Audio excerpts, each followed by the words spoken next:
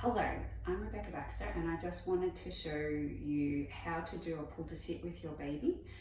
All babies should be able to do this from the beginning of their life, and some of them will have more head lag than others. So head lag means when they really let their neck not be working very much as you're pulling them up.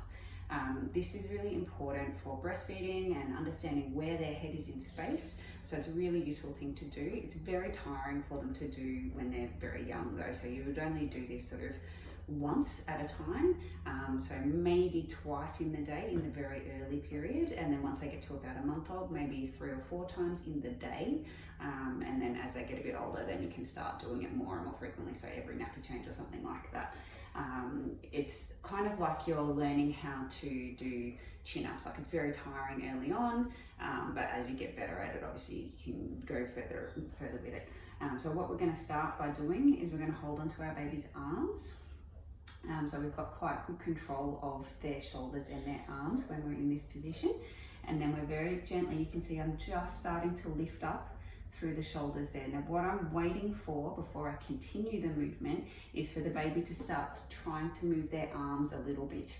And then once they've started to try to move their arms, I'm then waiting for them to start to try to move their neck. Now at the early stages, they may not be able to fully lift their head up, but what we want to see is them starting to engage the muscles just a little bit. So we pick up, very gently start lifting, and just keep giving them that little bit of stimulation so that then they know this is what's going to happen.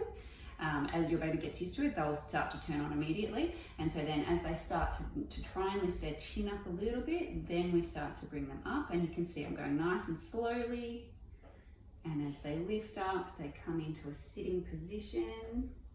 And then we're just making sure that, and then I will grab in around their shoulders, and we're making sure that then they start to find where their head should be in space. So some babies will end up like this, and some babies will be still quite far back initially.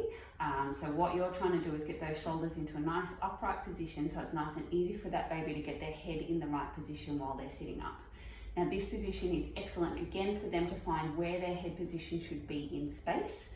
And then what we can also do is we can sit them on our lap or sit them on the change table, and we can very gently hold them like this so that then we're ready to catch if they do suddenly bop forward or backward, but they are actually in control of what's going on with their head. So as they start to learn how to hold their head in space, they're going to be able to find their way to the breast better and get their head in the right position better so that then they can breastfeed better. But they're also going to be able to understand the world better because they're getting a nice straight field of vision, they're being more aware of where their ears are in space and so on as well. So this is really important for a little one to find where they should be in space. So I hope that makes sense. Contact us if you have any questions, or come in for an appointment if you need any help with that.